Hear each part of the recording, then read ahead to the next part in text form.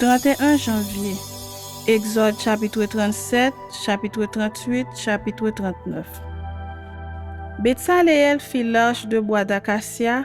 Sa longueur était de 2 coudées et demie, sa largeur d'une coudée et demie et sa hauteur d'une coudée et demie. Il la couvrit d'or pur en dedans et en dehors, et il y fit une bordure d'or tout autour. Il fondit pour elle 4 anneaux d'or qu'il mit à ses 4 coins, 2 anneaux d'un côté et 2 anneaux de l'autre côté. Il fit des barres de bois d'acacia et les couvrit d'or. Il passa les barres dans les anneaux sur les côtés de l'arche pour porter l'arche. Il fit un propitiatoire d'or pur. Sa longueur était de 2 coudées et demie et sa largeur d'une coudée et demie. Il fit 2 chérubins d'or. Il les fit d'or battu aux 2 extrémités du propitiatoire. Un chérubin à l'une des extrémités et un autre à l'autre extrémité. Il fit les chérubins sortant du propitiatoire à ses 2 extrémités. Les chérubins étendaient les ailes par-dessus, couvrant de leurs ailes le propitiatoire et se regardant l'un l'autre. Les chérubins avaient la face tournée vers le propitiatoire. Il fit la table de bois d'acacia. Sa longueur était de 2 coudées, sa largeur d'une coudée et sa hauteur d'une coudée et demie. Il la couvrit d'or pur et il fit une bordure d'or tout autour. Il y fit alentour un rebord de 4 doigts sur lequel il mit une bordure d'or tout autour. Il fondit pour la table 4 anneaux d'or et mit les anneaux aux 4 coins qui étaient à ses 4 pieds. Les anneaux étaient près du rebord et recevaient les barres pour porter la table. Il fit les barres de bois d'acacia et les couvrit d'or. Elles servaient à porter la table. Il fit les ustensiles qu'on devait mettre sur la table, ses plats, ses coupes, ses calices et ses tasses pour servir aux libations. Il les fit d'or pur. Il fit le chandelier d'or pur. Il fit le chandelier d'or battu. Son pied, sa tige, ses calices, ses pommes et ses fleurs étaient d'une même pièce. 6 branches sortaient de ses côtés, 3 branches du chandelier de l'un des côtés et 3 branches du chandelier de l'autre côté. Il y avait sur une branche 3 calices en forme d'amande avec pommes et fleurs, et sur une autre branche 3 calices en forme d'amande avec pommes et fleurs. Il en était de même pour les 6 branches sortant du chandelier. À la tige du chandelier, il y avait 4 calices en forme d'amande avec leurs pommes et leurs fleurs. Il y avait une pomme sous 2 des branches sortant du chandelier, une pomme sous 2 autres branches et une pomme sous 2 autres branches. Il en était de même pour les 6 branches sortant du chandelier. Les pommes et les branches du chandelier étaient d'une même pièce. Il était tout entier d'or battu, d'or pur. Il fit 7 lampes, ses mouchettes et ses vases à cendre d'or pur. Il employa un talent d'or pur pour faire le chandelier avec tous ses ustensiles. Il fit l'autel des parfums de bois d'acacia. Sa longueur était d'une coudée et sa largeur d'une coudée. Il était carré et sa hauteur était de 2 coudées. Des cornes sortaient de l'autel. Il le couvrit d'or pur, le dessus, les côtés tout autour et les cornes. Il y fit d'une bordure d'or tout autour. Il fit au-dessous de la bordure 2 anneaux d'or aux 2 côtés. Il en mit aux 2 côtés pour recevoir les barres qui servaient à le porter. Il fit des barres de bois d'acacia et les couvrit d'or. Il fit l'huile pour l'onction sainte et le parfum odoriférant pur, composé selon l'art du parfumeur. Chapitre 38.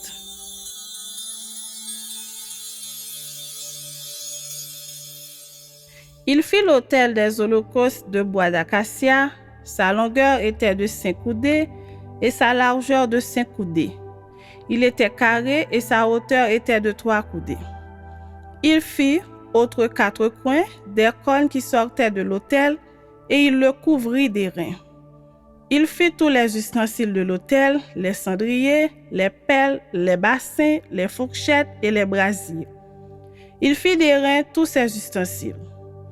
Il fit pour l'autel une grille d'airain en forme de treillis qu'il plaça au-dessous du rebord de l'autel, à partir du bas jusqu'à la moitié de la hauteur de l'autel. Il fondit 4 anneaux qu'il mit aux 4 coins de la grille d'airain pour recevoir les barres.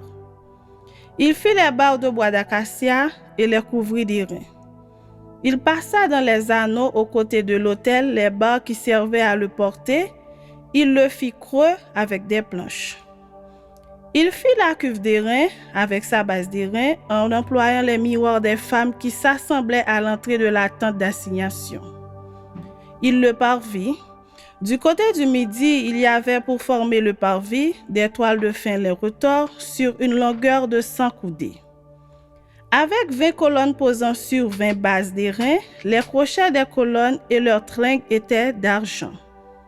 Du côté du nord, il y avait 100 coudées de toile avec 20 colonnes et leurs 20 bases d'airain. Les crochets des colonnes et leurs tringles étaient d'argent. Du côté de l'occident, il y avait 50 coudées de toile avec 10 colonnes et leurs 10 bases. Les crochets des colonnes et leurs tringles étaient d'argent. Du côté de l'orient, sur les 50 coudées de largeur, il y avait, pour une aile, 15 coudées de toile avec 3 colonnes et leurs 3 bases. Et pour la seconde aile, qui lui correspondait de l'autre côté de la porte du parvis, 15 coudées de toile avec 3 colonnes et leurs 3 bases. Toutes les toiles formant l'enceinte du parvis étaient de fin lin retors. Les bases pour les colonnes étaient d'airain, les crochets des colonnes et leurs tringles étaient d'argent, et leurs chapiteaux étaient couverts d'argent. Toutes les colonnes du parvis étaient jointes par des tringles d'argent. Le rideau de la porte du parvis était un ouvrage de broderie en fil bleu, pourpre et cramoisi et en fin lin retors. Il avait une longueur de 20 coudées et sa hauteur était de 5 coudées, comme la largeur des toiles du parvis. Ces 4 colonnes et leurs 4 bases étaient d'airain, les crochets et leurs tringles étaient d'argent, et leurs chapiteaux étaient couverts d'argent. Tous les pieux de l'enceinte du tabernacle et du parvis étaient d'airain. Voici les comptes du tabernacle d'assignation, révisés d'après l'ordre de Moïse par les soins des Lévites, sous la direction d'Ithamar, fils du sacrificateur Aaron. Betsaléel, fils d'Uri, fils de Hur, de la tribu de Juda, fit tout ce que l'Éternel avait ordonné à Moïse. Il eut pour aide Oholiab, fils d'Ahisamach, de la tribu de Dan, habile à graver, à inventer et à broder sur les étoffes teintes en bleu, en pourpre, en cramoisi et sur le fin lin.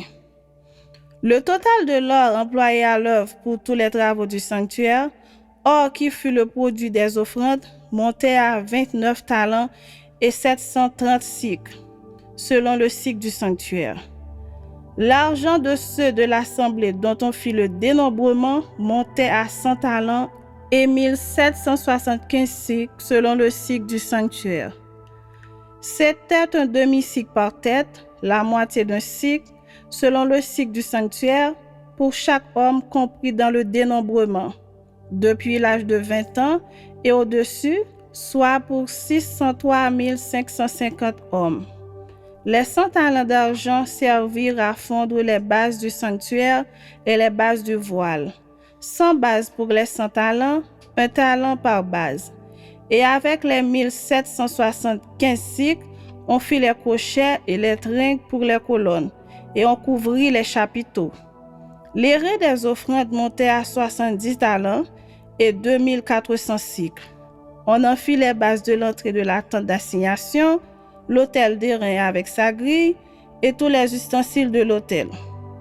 Les bases du parvis tout autour et les bases de la porte du parvis et tous les pieux de l'enceinte du tabernacle et du parvis.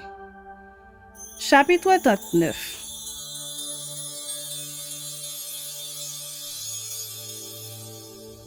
Avec les étoffes teintes en bleu, en pourpre et en cramoisi, on fit les vêtements d'office pour le service dans le sanctuaire et on fit les vêtements sacrés pour Aaron, comme l'Éternel l'avait ordonné à Moïse.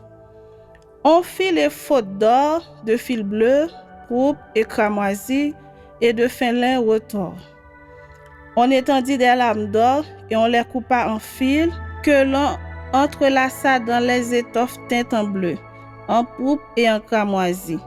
et dans le fin lin, il était artistement travaillé. On y fit des épaulettes qui le joignaient, et c'est ainsi qu'il était joint par ses deux extrémités.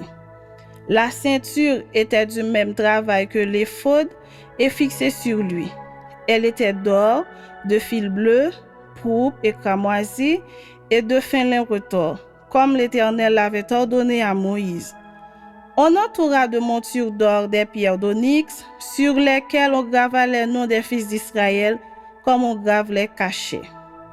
On les mit sur les épaulettes de l'éphod, en souvenir des fils d'Israël, comme l'Éternel l'avait ordonné à Moïse.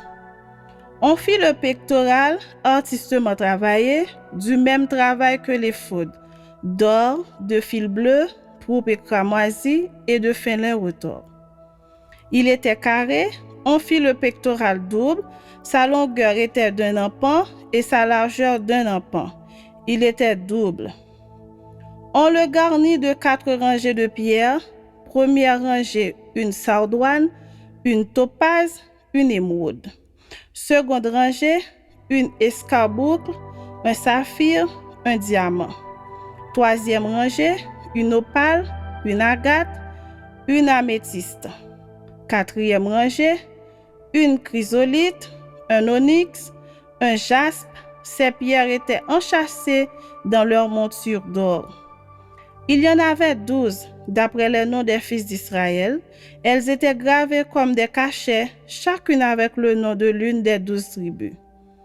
On fit sur le pectoral des chaînettes d'or pur, tressées en forme de cordon. On fit 2 montures d'or et 2 anneaux d'or, et on mit les 2 anneaux aux 2 extrémités du pectoral. On passa les 2 cordons d'or dans les 2 anneaux aux 2 extrémités du pectoral. On arrêta par devant les bouts des 2 cordons aux 2 montures placées sur les épaulettes de l'éphod. On fit encore 2 anneaux d'or que l'on mit aux 2 extrémités du pectoral, sur le bord intérieur appliqué contre l'éphod. On fit 2 autres anneaux d'or que l'on mit au bas de 2 épaulettes de l'éphod, sur le devant, près de la jointure, au-dessus de la ceinture de l'éphod. On attacha le pectoral par ses anneaux aux anneaux de l'éphod avec un cordon bleu, afin que le pectoral fût au-dessus de la ceinture de l'éphod et qu'il ne fût pas se séparer de l'éphod, comme l'Éternel l'avait ordonné à Moïse. On fit la robe de l'éphod tissée entièrement d'étoffe bleue.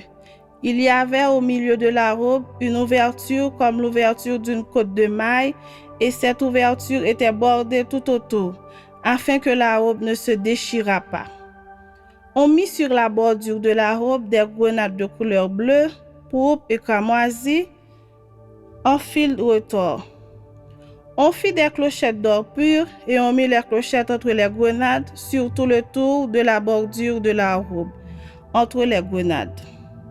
Une clochette et une grenade, une clochette et une grenade sur tout le tour de la bordure de la robe pour le service, comme l'Éternel l'avait ordonné à Moïse. On fit la tunique de fin lin tissée pour Aaron et pour ses fils, la tiare de fin lin et les bodins de fin lin servant de parure, les caleçons de lin de fin lin retors. La ceinture de fin lin retors brodée et de couleur bleue, pourpre et cramoisi, comme l'Éternel l'avait ordonné à Moïse. On fit d'or pur la lame, diadème sacré, et l'on y écrivit comme on grave un cachet, sainteté à l'Éternel. On l'attacha avec un cordon bleu à la tiare, en haut, comme l'Éternel l'avait ordonné à Moïse. Ainsi furent achevés tous les ouvrages du tabernacle de la tente d'assignation. Les enfants d'Israël firent tout ce que l'Éternel avait ordonné à Moïse, ils firent ainsi. On amena le tabernacle à Moïse, la tente et tout ce qui en dépendait, les agrafes, les planches, les barres, les colonnes et les bases, la couverture de peau de bélier teinte en rouge, la couverture de peau de dauphin et la voile de séparation, l'arche du témoignage et ses barres et le propitiatoire, la table, tous ses ustensiles et les pains de proposition, le chandelier d'or pur, ses lampes, les lampes préparées, tous ses ustensiles et l'huile pour le chandelier, l'autel d'or, l'huile d'onction et le parfum odoriférant, et le rideau de l'entrée de la tente, l'autel d'airain, sa grille d'airain, ses barres et tous ses ustensiles, la cuve avec sa base, l'étoile du parvis, ses colonnes, ses bases et le rideau de la porte du parvis, ses cordages, ses pieux et tous les ustensiles pour le service du tabernacle, pour la tente d'assignation, les vêtements d'office pour le sanctuaire, les vêtements sacrés pour le sacrificateur Aaron et les vêtements de ses fils pour les fonctions du sacerdoce. Les enfants d'Israël firent tous ces ouvrages en se conformant à tous les ordres que l'Éternel avait donnés à Moïse. Moïse examina tout le travail et voici, il l'avait fait comme l'Éternel l'avait ordonné. Il l'avait fait ainsi et Moïse les bénit.